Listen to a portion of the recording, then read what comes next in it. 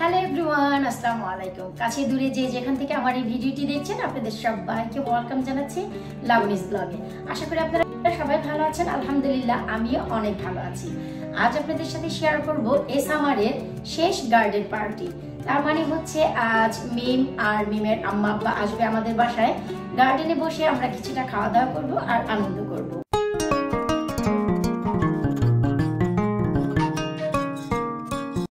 আমরা গত 2 সপ্তাহ যাবতই প্ল্যান করছিলাম যে মিমের মা বাবা আমাদের বাসায় আসবে। তো গত 2 সপ্তাহ যাবত হয়ে উঠছে না, কারণ আঙ্কেল আন্টি চলে যাবে, তাদের চলে যাওয়ার সময় হয়ে গেছে।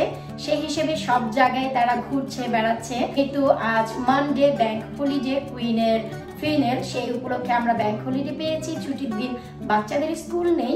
তো আমাদের বাসায় ওরা আসবে। পিউরাও আসার কথা ছিল, পিউ আর মিম এই দুই ফ্যামিলি। তো ওরা আসবে, আমরা আনন্দ করব। কিন্তু আনফরচুনেটলি আসলে মানডেটাও ক্যান্সেল হয়ে যায়, কারণ ওদের অন্য আরেক জায়গায় আগে থেকে কমিটমেন্ট ছিল যে দাওয়াত আছে। তো সেই হিসেবে আমার কাছে অনেক প্ল্যান ছিল যে ওরা আসবে, আমরা একসাথে খাওয়া দাওয়া করব। স্বভাবতই আমি প্ল্যান প্রিপারেশন করে কাজ করি, সেটা আপনারা অনেকেই জানেন। তো যাই হোক, সে ছিল দুঃখের গল্প। আশাটা ক্যান্সেল হয়ে গিয়েছিল। আমারও মনটি খারাপ ছিল যে আঙ্কেল আন্টির সাথে হয়তো বা যাওয়ার আগে দেখা হবে কিনা জানি না, বা আমার বাসায় তারা আর আসতে পারবে কিনা, খেতে পারবে কিনা, মনে একটু ব্যথা ছিল। তো যাই হোক, গতকাল দুপুরবেলা আন্টি ফোন করলো, ফোন করে আমাকে বললো যে আজ মানডে, আজকে তারা আমাদের বাসায় আসবে। তো শুনে আমি ভীষণ খুশি হয়ে যাই যে তারা আসবে। তো এখন কথা হচ্ছে যে এই প্ল্যান প্রিপারেশন করা মেয়েটি আন্টির ফোন পেয়ে ঝটপট করে কিভাবে কি করলো আপনাদের সাথে সেটাই শেয়ার করব। আন্টির ফোন পাওয়ার পরই চিন্তা করলাম যে কিছুটা ডিজার্ট আগে বানিয়ে নেই, কারণ এটি বানাতে একটু সময় লাগে।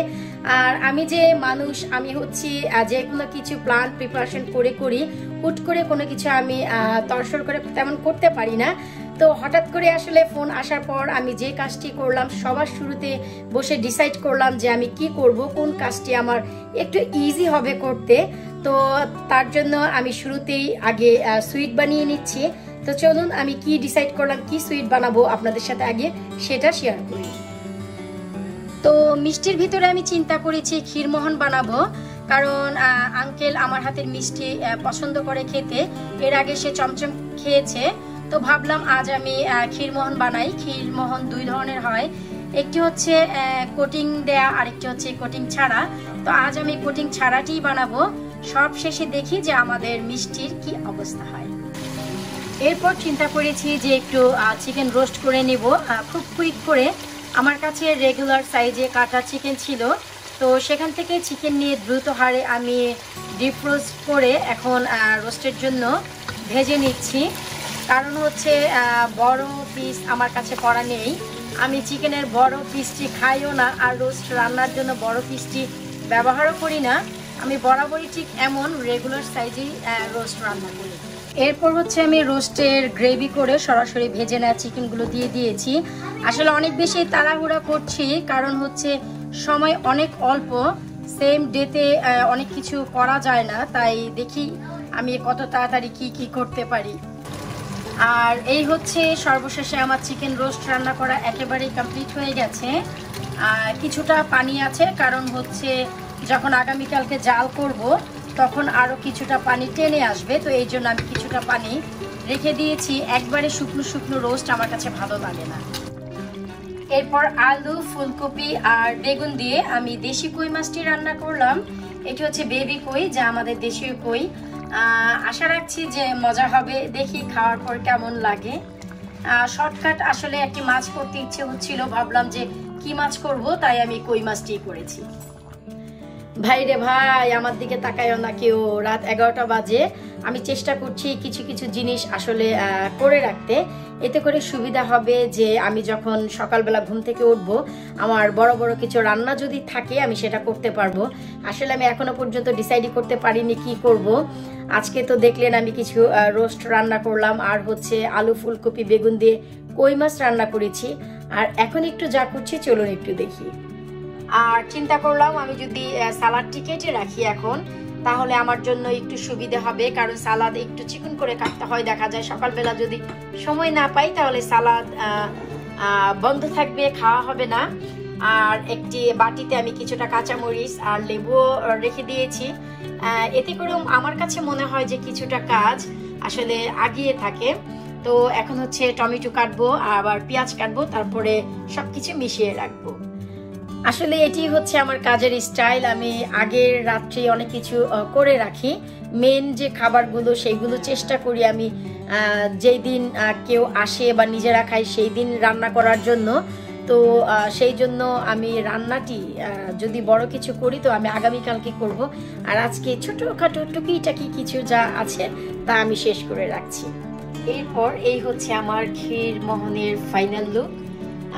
একেবারে যদি মিষ্টিটি আমি কমপ্লিট করে না শুতাম হয়তো বা আমার ভালো লাগতো না, তাই চিন্তা করলাম যে সকালবেলা এই কাজগুলো আমার জন্য একটু তাকজাম হয়ে যাবে, তাই আমানকে শাওয়ার করিয়ে খাইয়ে দাইয়ে ওকে ঘুম পাড়িয়ে দিয়েছি, আর আজাদ আমিনাকে ঘুম পাড়িয়ে দিয়েছে। তারপর হচ্ছে আমি মিষ্টির এই পর্বটি শেষ করলাম। এখন সরাসরি ক্লিন ফিল্ম দিয়ে ঢেকে আমি নর্মাল ফ্রিজে রেখে দিব। তো আমার মিষ্টির কাজও শেষ, তার মানে অনেক বড় একটি দায়িত্ব শেষ, কারণ খালুজি মিষ্টি অনেক পছন্দ করে আমার হাতের। তো মিষ্টিটি কমপ্লিট না হলে আমার কাছে একটু খালি খালি লাগতো। তো যাক, এখন আমার কাছে একটু আনন্দ লাগছে। হ্যালো এভরিওয়ান, আসসালামু আলাইকুম। সকাল হয়ে গেছে, এখন বাজে 6টা। তো আমি রাত্রি মিষ্টি একেবারে প্যাকেট করে ফ্রিজে রেখেছিলাম। তো সকালবেলা নিচে চলে এসেছি কিচেনে, এখন 6টা বাজে, 4:30 উঠেছি, হাত মুখ ধুয়ে তারপর আমি নিচে চলে আসলাম। ফার্স্ট অফ অল আমি যে কাজটি করি এভরিডে, আজও আমি তাই করছি, ডিফারেন্ট কিছু না। ঠান্ডা লাগছে, আমাদের এখানে ঠান্ডা পড়ে গেছে, তাই সোয়েটারও পরে ফেলেছি কারণ ভালো ঠান্ডা লাগছে। তো শুরুতেই আমি আসলে যে কাজটি করি তাই দেখাচ্ছি। আমেনার ফিডিং বটলগুলো ধুয়ে নিয়েছি, এখন এগুলোকে স্টেরিলাইজ করতে দিব। আমেনা শুধু রাতেই দুধ খায়, ও দিনের বেলা কখনোই দুধ খায় না। তো এগুলো স্টেরিলাইজ করার পর একেবারে আবার আজকে রাত্রে ব্যবহার হবে, তার আগে নয়।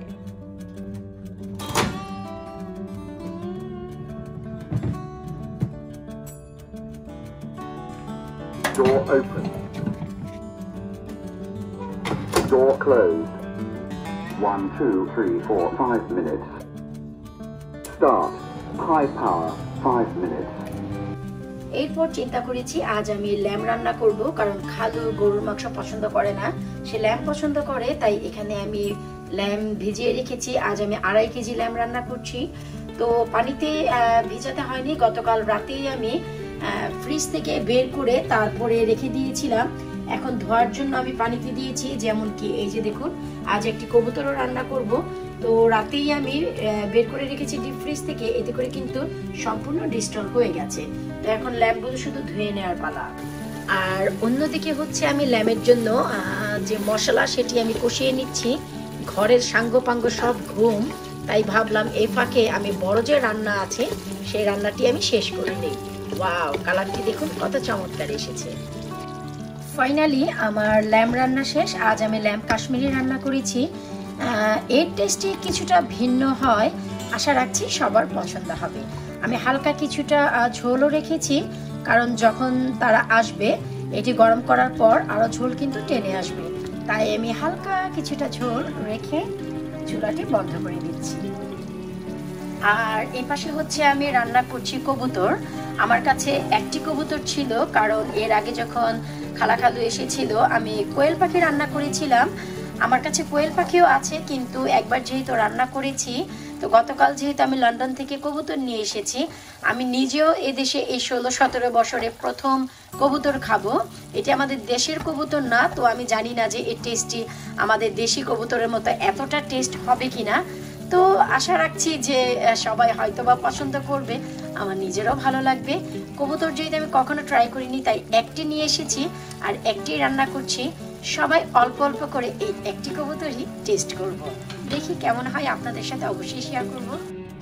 ফাইনালি এ হচ্ছে আমার আলুর বোয়া, যা অলরেডি আমি দমে রেখে দেব। এখন হয়ে গেছে, কিন্তু আর 5 থেকে 6 মিনিট দমে রাখার পর আলুর বোয়া কমপ্লিট। খাওয়ার জন্য মন ছটফট করছে, কিন্তু আঙ্কেল আন্টির জন্য অপেক্ষা করব। তো দেখলেন তো যে কিভাবে আমি কি করলাম না করলাম তার ফোন পাওয়ার পর। আলুর বোয়াটি ছিল আমার লাস্ট রান্না বান্নার আইটেম, যা দমে দেওয়ার পর আমি চলে গেলাম সরাসরি শাওয়ার করতে। শাওয়ার টাওয়ার করে কিছুটা রেডি টেডি হয়ে এসেছি। তারপর আমি যে কাজটি করলাম চলুন আপনাদের সাথে শেয়ার করি।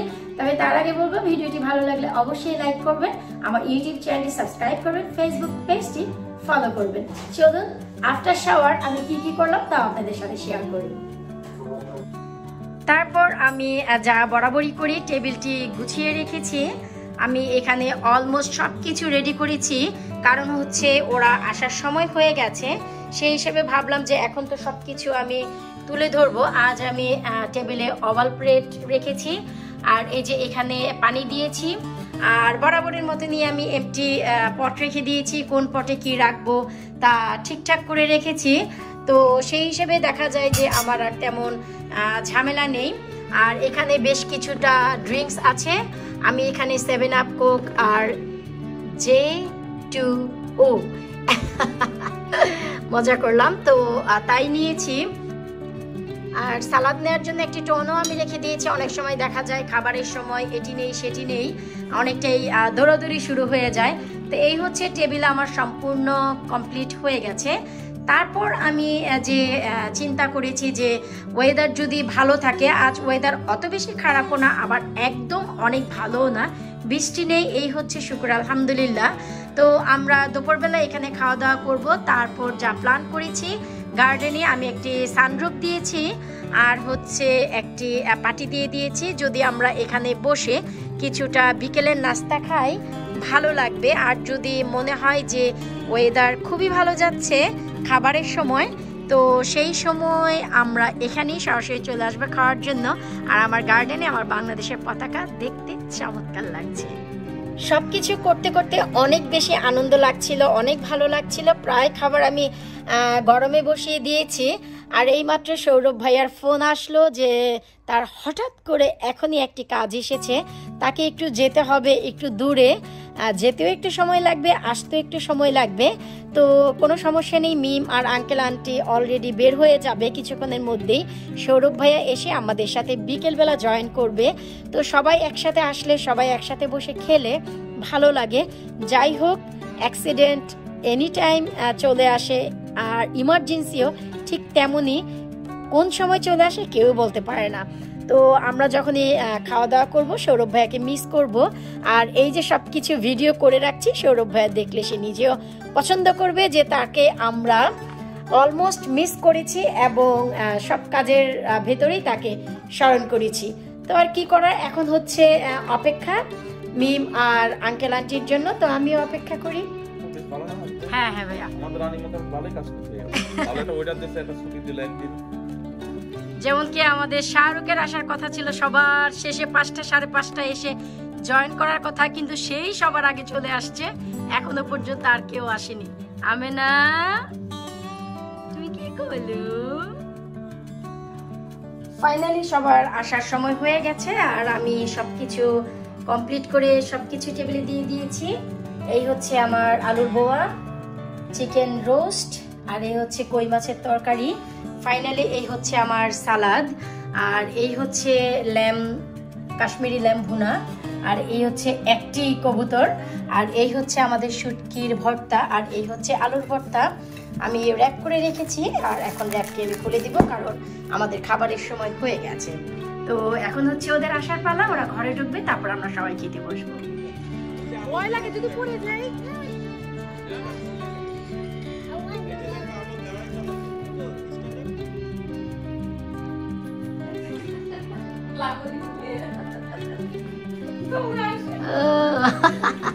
আমি না আন্টিকে আজকেও চিনে গেছি সুন্দর।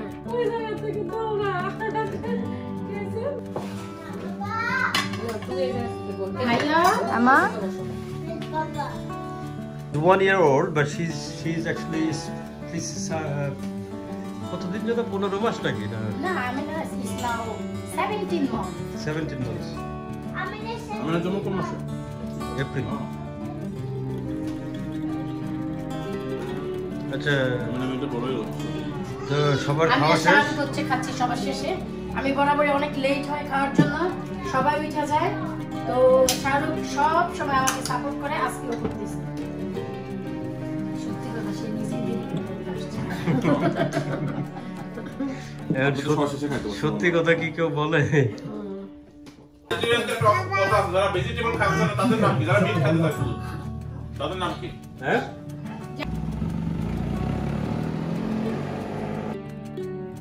এই তো মিমরা চলে গেল, ওদেরকে বিদায় দিয়ে দিলাম। আর এভাবে আমরা আমাদের ছুটির দিনটি কাটালাম। বাইরে যাইনি, আমরা দুই ফ্যামিলি ঘরেই দিন কাটালাম। ভীষণ ভালো লেগেছে। আমেনা আর মারিয়ম দুইজন একসাথে খেলা করেছে, আমরা বড়রা একসাথে খাওয়া দাওয়া করেছি, গল্প করেছি। ওভারঅল দিনটি আমাদের অনেক ভালো ছিল। আজ একটু আর্লি ওরা চলে গেছে, কারণ কালকে বাচ্চাদের স্কুল আছে, সবাই কাজে যাবে। সৌরভ ভাইয়া, মিম এরা সবাই কাজে যাবে। আর আঙ্কেল খাওয়া দাওয়া করে আজাদের সাথে একটু বাইরে হাঁটতে গিয়েছিল, হেঁটে এসেছে। তো আঙ্কেল টায়ার্ড হয়ে গেছে, এখন বাসায় গিয়ে হয়তো বা রেস্ট করবে, তাই আজ আর তেমন জোরাজুরিও করিনি। আমাদের দিনটি ভালো কেটেছে, এটি হচ্ছে অনেক বড় কথা। অনেক কিছু আছে যা আপনাদের সাথে শেয়ার করতে পারিনি, সবগুলো ক্লিপও আমি নিতে পারিনি। তো যাই হোক, আমাদের এই আজকের দিনটি কেমন লাগলো অবশ্যই কমেন্ট বক্সে কমেন্ট করে জানাবেন। ভিডিওটি ভালো লাগলে অবশ্যই একটি লাইক করবেন। বিদায় নিচ্ছে আজকের মতো, পরবর্তী আবার অন্য কোনো দিন দেখা হবে। আল্লাহ হাফিজ।